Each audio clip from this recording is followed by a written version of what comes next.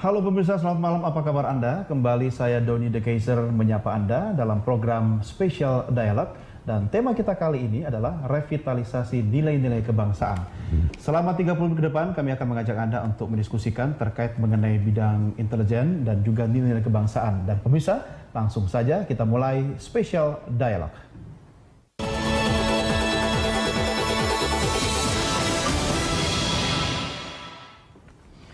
Ya, pemirsa, nilai-nilai kebangsaan dewasa ini memang terasa agaknya semakin luntur.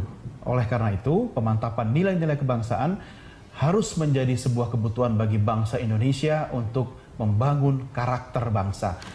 Lalu bagaimana peran intelijen dalam revitalisasi nilai-nilai kebangsaan ini? Kita akan segera membahasnya. Telah hadir bersama saya pengamat intelijen dan juga pengamat pertahanan yaitu Ibu Dr. Susaning Tias Nevo Handayani Kertopati. Selamat malam Bu Susan, apa kabar? Apa kabar? Sehat? Mas Doni, alhamdulillah. Negara kita aman nggak sekarang, Bu? Insya Allah. Aman. Saya kalau ketemu Ibu ini soal intelijen yang penting. Tapi sebelum lebih jauh soal intelijen, Bu, ini kan kalau kita bicara tentang kebangsaan, ya. Ada yang mengatakan bahwa mulai dekadensi kebangsaan, ada nilai-nilai kebangsaan yang semakin luntur. Dari kacamata intelijen Anda melihatnya seperti apa? Begini ya, lunturnya nilai-nilai kebangsaan itu kan bisa kita deteksi dari bagaimana generasi penerus kita kemudian menghargai para pahlawannya dan lain sebagainya, mengetahui bahwa negara kita memang harus penting dijaga sebagai satu negara kesatuan. Itu saya rasa memang belakangan ini banyak sekali mengalami kemunduran.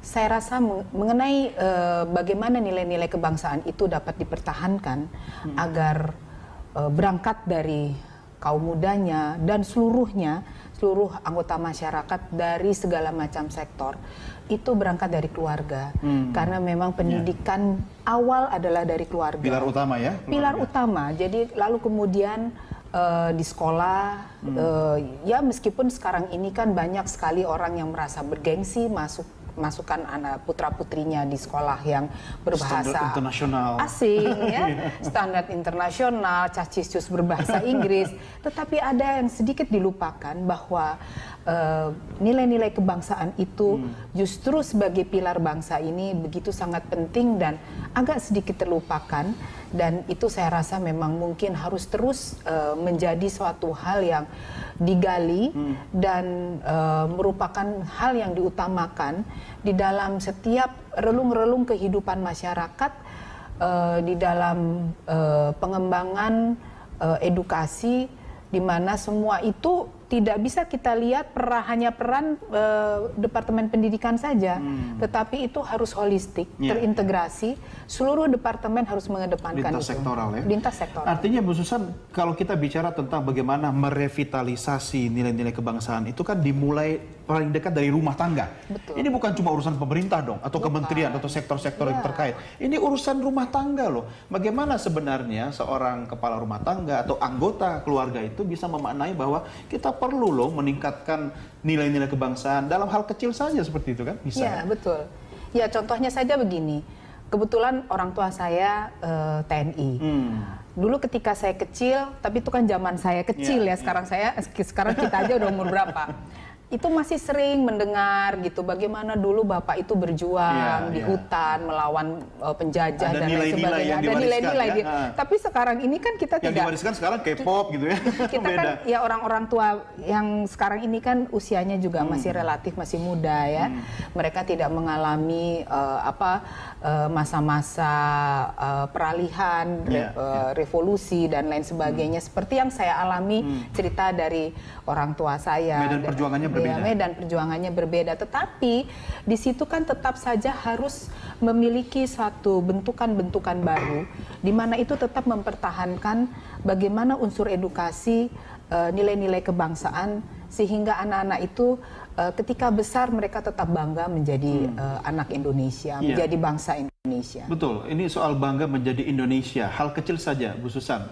Waktu kecil kita sering dilibatkan dalam upacara bendera. Betul. Bagaimana ketika mengikuti upacara bendera, sikap sempurna bendera merah putih naik, atau kita sedang tidak di luar atau di luar lapangan upacara, tapi ketika bendera naik kita berdiri sikap sempurna. Nah, hal-hal kecil itu sebenarnya kan bisa diterapkan dari keluarga.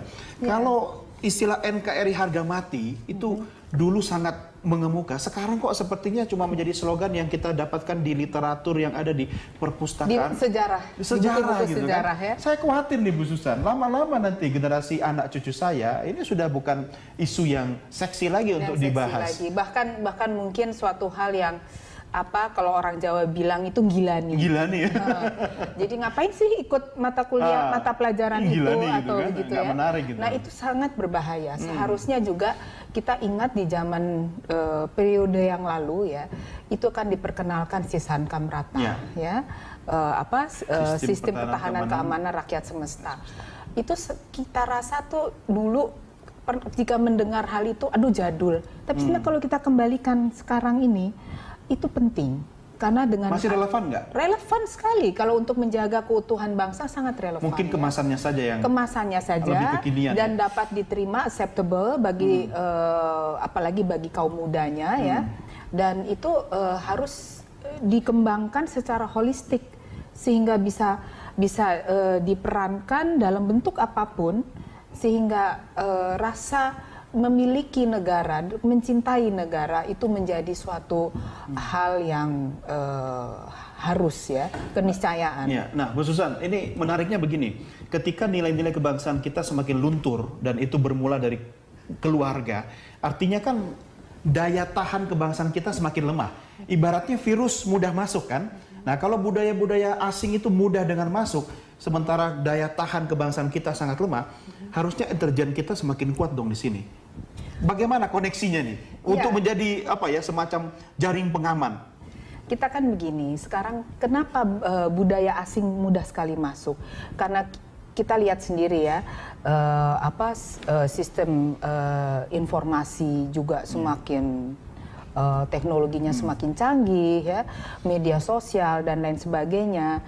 Itulah makanya penting sekali cyber war yang seperti ini harus ditanggapi secara serius dan ditangani secara serius dan integrated, utamanya oleh lembaga intelijen kita.